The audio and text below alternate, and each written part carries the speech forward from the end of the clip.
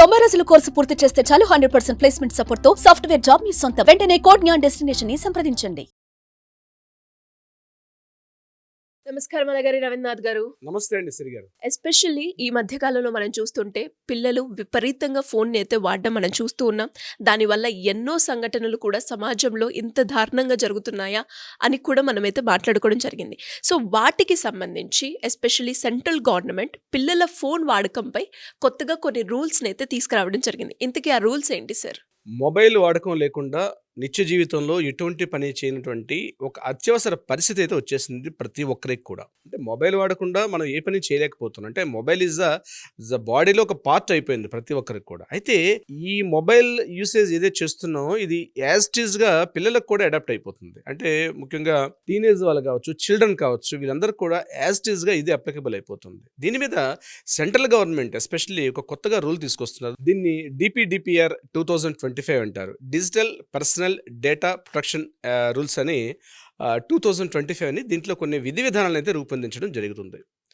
నేను ఆ రూల్స్ చెప్పే ముందుగా ఫోన్ ఎంత ప్రమాదకరంగా మారింది అన్నది చిన్నపిల్లల విషయంలో, ముఖ్యంగా చిల్డ్రన్ విషయంలో, అంటే చదువుకున్నటువంటి పిల్లలు, హై స్కూల్ చదివే పిల్లలు కావచ్చు, అంటే బిలో 18 ఇయర్స్ ఉన్నటువంటి పిల్లల విషయంలో చూస్తే వాళ్ళని ఒక సర్వే రిపోర్ట్ ఏం చేశారంటే, సర్వే తీసుకున్నప్పుడు సెంట్రల్ గవర్నమెంట్ సర్వే చేసినప్పుడు more than per day 6 to 8 hours పాటు వాళ్ళు మొబైల్ తోటే వాళ్ళ కాలం గడుపుతున్నట్టుగా ఒక సర్వే రిపోర్ట్ కూడా అందజేయడం జరుగుతుంది. ఇది నాట్ ఓన్లీ ఒక పర్టికులర్ తెలుగు రాష్ట్రాన్ని కాకుండా ప్రతి రాష్ట్రంలో కూడా ఈ యొక్క ప్రమాదకర స్థాయిలో ఉంది ఈ మొబైల్ వాడకం. దీనివల్ల గుర్తించింది ఏంటంటే సెంట్రల్ గవర్నమెంట్ ఈ మొబైల్ యూసేజ్ చేయడం వల్ల చిన్నపిల్లలు ఏదైతే బాల్యం ఉందో ఆ చిల్డ్రన్ ఏజ్, ఆ బాల్యం అన్నది ఏజ్ని పూర్తిగా మిస్ అవుతున్నారు. ఇది నెంబర్ 1 పాయింట్. ఫస్ట్ అంటే చిన్నపిల్లల బాల్యం అంటే ఏంటంటే పూర్తిగా బయటికి వెళ్ళి ఆడుకోవడం, అదేవిధంగా చిన్నపిల్లలు వీడియో గేమ్స్ కాకుండా ఫిజికల్ ఎక్సర్సైజ్ అంటే ఫిజికల్ గేమ్స్ ఆడుకోవడం, అంటే గ్రౌండ్లోకి వెళ్ళి ఆడుకోవడం, ఇంటి ముందు ఆడుకోవడం, ఇట్లాంటి ఏదైతే చిన్నపిల్లలు ఎస్పెషల్లీ ఎదుగుతున్న వయసు, అంటే 6 ఏళ్ల వయసు నుంచి 10 ఏళ్ల వయసు, అదే 10 ఏళ్ల వయసు నుంచి 14 ఏళ్ల వయసు, ఈ ఏజ్లో ఏదైతే ఉంటుందో, అదేవిధంగా టీనేజ్లోకి ఎంటర్ అయినప్పుడు అంటే 13 ఇయర్స్ నుంచి 19 ఇయర్స్ వరకు ఉన్నటువంటి ఏజ్ అంతా కూడా వాళ్ళు ఖచ్చితంగా ఫిజికల్ ఎక్సర్సైజ్ చేసుకోవడం వల్ల బాడీ బాగుంటుంది, శారీరక మానసిక స్థాయిలో కూడా బాగుంటుంది. బట్ ఏదైతే ఈ మొబైల్ అనేది ఎప్పుడైతే వాళ్ళ జీవితాల్లో ప్రవేశించిందో వాళ్ళకి శారీరక మానసిక స్థాయిలో చాలా ప్రాబ్లమ్స్ ఫేస్ చేస్తున్నారని ఒక సర్వే రిపోర్ట్ కూడా సెంట్రల్ గవర్నమెంట్కి అందజేయడం జరిగింది. అంటే ఏ రకంగా అంటే వాళ్ళలో ఒక క్రిమినల్ సైకాలజీ స్టార్ట్ అయిపోతుంది. అంటే మొబైల్ యూసేజ్ చేయడం వల్ల ఫిజికల్ ఎక్సర్సైజ్ చేయకపోవడం అనేది ఫిజికల్గా కొన్ని ప్రాబ్లమ్స్ రైజ్ అవుతున్నాయి. అంటే స్థూలకాయం, ఒబేసిటీ కావచ్చు, అదేవిధంగా థైరాయిడ్ సమస్యలు, ఎండోక్రానిక్ సమస్యలు, ఇట్లాంటివన్నీ కూడా రైజ్ అవుతుంది. ఇది శారీరక పరంగా. మెంటల్ కండిషన్స్ వస్తే పేరెంట్స్ మీద ఒక రకమైన ఎఫెక్షన్ లేకపోవడం, అంటే పేరెంట్స్ ఏ మాట మాట్లాడుతున్నా వాళ్ళ మీద చిరాకు పడడం, కోపగించుకోవడం, అదేవిధంగా అబ్యూజ్ లాంగ్వేజ్తో మాట్లాడడం, తిట్టుకోవడాలు, తర్వాత వాళ్ళు వాడే మొబైల్లో వాడే గేమ్స్ అన్నీ కూడా ఎలా ఉంటాయంటే అది కంప్లీట్గా గన్ తోటి ఫైర్ చేసుకునేటువంటి ఇట్లాంటి తప్పించి ఒక వాళ్ళలో శారీరక మానసిక స్థాయికి ఉన్నటువంటిది ఆ రకంగా డెవలప్ కాకుండా ఒక క్రూయల్టీగా, ఒక క్రిమినల్స్గా మారిపోతున్నటువంటి ఒక బ్యాడ్ సిచ్యువేషన్ అనేది ఫామ్ అయిపోతుంది. ఇదే కంటిన్యూగా స్టార్ట్ అయితే నెక్స్ట్ డికేట్స్లో, అంటే ఒక 2-3 దశాబ్దాల తర్వాత ఆ జనరేషన్ ఏదైతే ఉంటుందంటే ఇప్పుడున్నటువంటి వృద్ధాప్యంలో ఉన్నటువంటి వాళ్ళు, అంటే యూత్ వృద్ధాప్యంలోకి వెళ్తారు. పిల్లలు యంగ్స్టర్స్కి వచ్చేసరికల్లా భారతదేశంలో ఉండాల్సిన సంస్కృతి సంప్రదాయాలు, ఆ ఉన్నటువంటి ఒక ఆరోగ్యకరమైనటువంటి మానసిక స్థాయి విలువలు తగ్గిపోయి ఒక రకమైనటువంటి ఒక క్రిమినల్ సైకాలజీ, అంటే ప్రతి ఒక్కరిని చూస్తే ఒక జెలసీ, ఒక క్రూయాలిటీ, ఒక గన్ కల్చర్ పెరిగే అవకాశం ఉంటుంది. అంటే వాళ్ళలో పెరుగుతున్నటువంటి స్కూల్లో, కాలేజీల్లో వాళ్ళు పెరుగుతున్నటువంటి ఇవన్నిటికి కూడా ప్రధాన కారణం మొబైల్ వాడుకోవడం, ఆ మొబైల్లో ఉన్నటువంటి యాప్స్ వాడుకోవడం, ఆ యాప్స్ కాకుండా రకరకాల అప్లికేషన్స్ డౌన్లోడ్ చేసి అది కొన్ని హైడ్ చేసుకుంటూ పేరెంట్స్ తెలకుండా వాళ్ళలో కొన్ని రకాల శృంగారపరమైన కోరికలు పెరగడం, పక్కన ఆపోజిట్ జెండర్ని చూస్తే కూడా ఎంతసేపు వాళ్ళు ఎలా అంటే ఒక క్రూయల్టీగా మాట్లాడడం, ఒక సెక్సువల్ ఫీలింగ్స్ కలిగించడం, ఎన్నో రకాల అనర్థాలకు దారితీసే విధంగా పిల్లల్లో ఒక క్రిమినల్ సైకాలజీ పెరగడానికి ప్రధానంగా మొబైల్ అన్నది చాలా వరకు ఉంటుంది.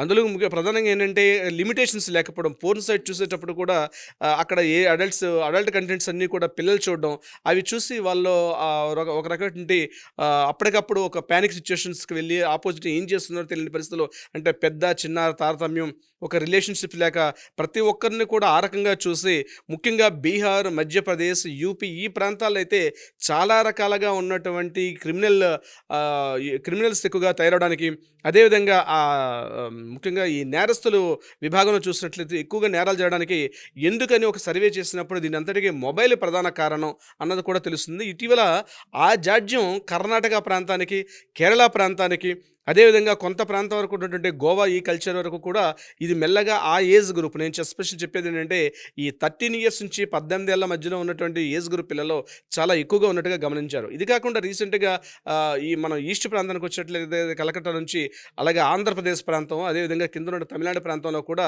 ఈ కల్చర్ బాగా పెరుగుతుంది. కానీ మొబైల్స్ తక్కువగా యూజ్ చేసేటువంటి ఉత్తరాఖండ్ కావచ్చు, హిమాచల్ ప్రదేశ్ ఈ ప్రాంతం నుండి పిల్లలతో కంపేర్ చేస్తే అక్కడ ఉన్న పిల్లల యొక్క మానసిక స్థాయి, మొబైల్ వాడుతున్న పిల్లల యొక్క మానసిక స్థాయి చూస్తే చాలా డిఫరెన్స్ కనిపిస్తుంది.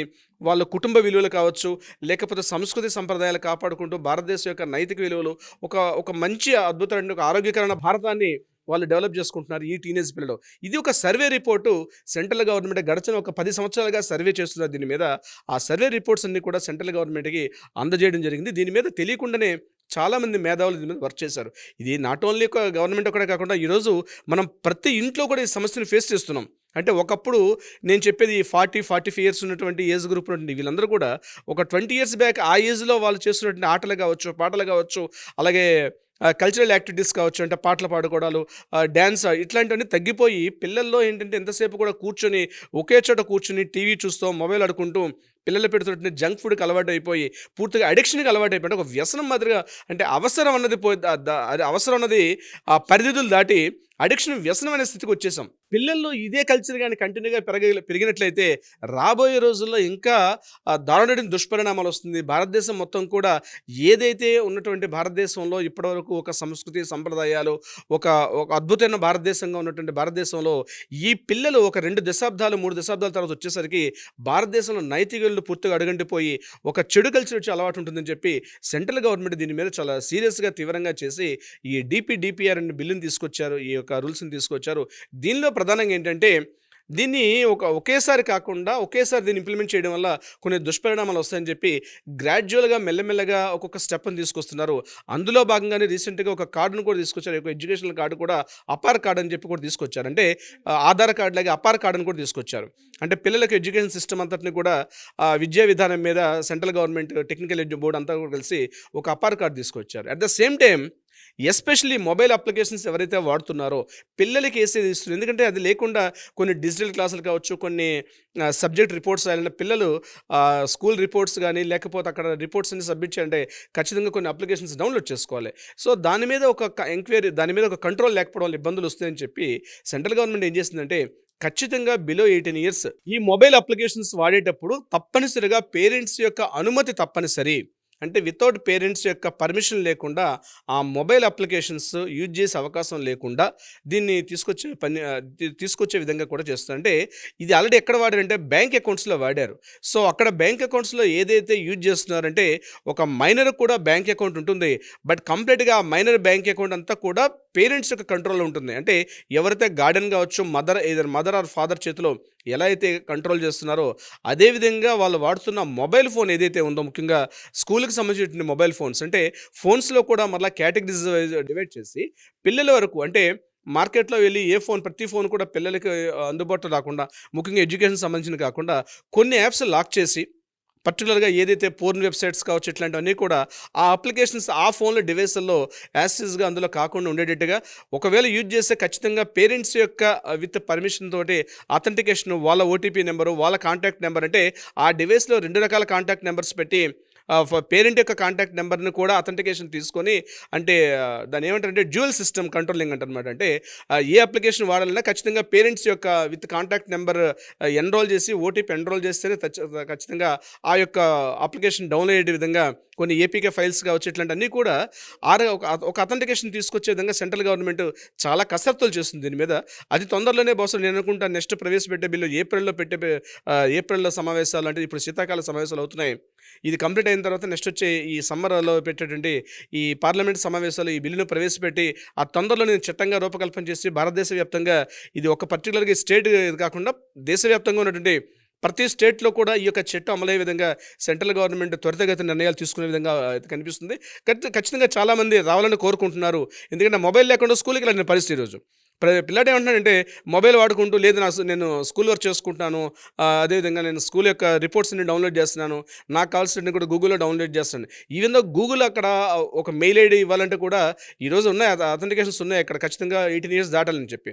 బట్ అంత స్ట్రాంగ్‌గా లేదు కాబట్టి ఈ విషయంలో మాత్రం సెంట్రల్ గవర్నమెంట్ ఏదైతే దీని మీద కొన్ని నిర్ణయాలు తీసుకొస్తున్నారో ఖచ్చితంగా ఆహ్వానించదగ్గ విషయం. ఇది రావాలని ప్రతి ఒక్కరు కూడా కోరుకుంటున్నారు సిరి గారు. Great sir. Great information. And మీరు అన్నట్టుగానే ప్రతి ఒక్కరు కూడా ఏదైతే మీరు సంబంధించిన వివరాలైతే ఇవ్వడం జరిగిందో, ఇటు పేరెంట్స్ కావచ్చు, పిల్లలు అండ్ అలాగే టీచర్స్ వీళ్ళందరూ కూడా ఎస్పెషల్లీ పిల్లల ఫోన్ వాడకం పైన శ్రద్ధ చూపించాల్సిన అవసరం ఉంది. దాంతో పాటు ఇప్పుడు కొత్తగా మన సెంట్రల్ ప్రభుత్వం ఏదైతే కొత్త రూల్స్ తీసుకురావడం జరిగిందో దాన్ని పాటించడం వల్ల మనకి చాలా మంచి జరుగుతుంది అని అనుకుంటున్నాను.